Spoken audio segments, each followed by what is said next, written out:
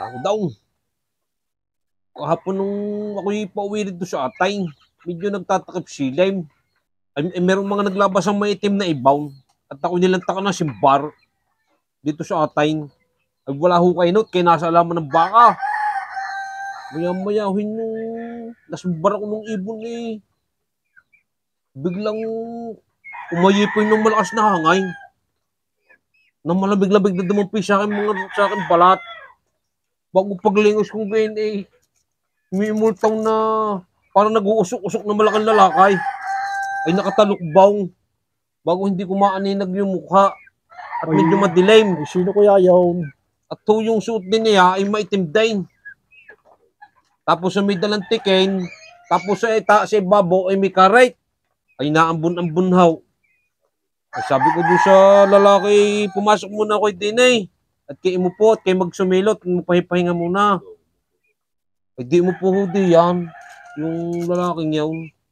Bago na nakapuhugay yawn. Tinanong ko. Sabi ko eh, kaya magkakapay. Sabi sa akin yung lalaki. Ayun ang sabi. Sige utaw eh. Oo. Eh di karakara ko kayo nagtimplagad ng kapay. Oh. Oh, kilabot na kilabot eh. Kung nakita, na ako nakakita ng gayaw. Iniisip-isip ko eh. Ang ina baka ito yung mga sundaw ng buhay. Hindi tinanong ko na ngayon, nung ibigay ko yung kapay. Sabi ko, sinago kayaw. Ayun ang sabi. Sabi sa akin eh, siya daw yung si kamatayan. Nakaw. Oh, kakatakot nga yan. hindi ako yung medyo kinabahan. Ay, bakal kukunin na nito. Hindi ko na kinausap. Hanggang sa nakatulog ngayon. At di aking nilulunghaw-lunghaw na gayaw. Baka ako nagtutulog-tulog lang, ikita ko yung haraw. Ay may dala librito eh. Listahan. Umilistahan. Na doon sa kanyang katabing gayaw. Ay di karakara ko, ipaipis-ipis akong kinuha ko yung librito. At di binuklat ko yung librito kung ano mga nakasulat doon. Doon sa kanyang mga anong yun. At di tatinin akong gayaw. Aba, ay naroon nga yung pangalan ko. Nangungunang-una. Yung pangalan ko.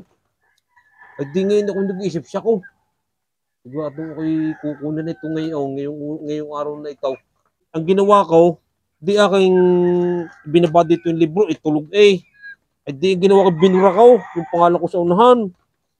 Nung nabura ko, inilagay ko dito sa huli. Ah, nilipat mo sa huli. Nilipat ko. Imbis na ko nasa una, nilipat ko sa huli.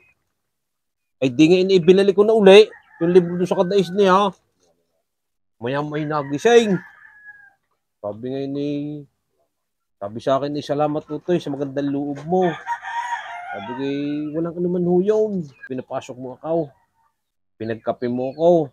Ang sabi ngayon eh, dahil sa magandang pagtanggap mo sa akin dito, na dapat ikaw na ang una kong kukunin, uunahin ko na ngayon nasa huli. Ay, patay ka dyan.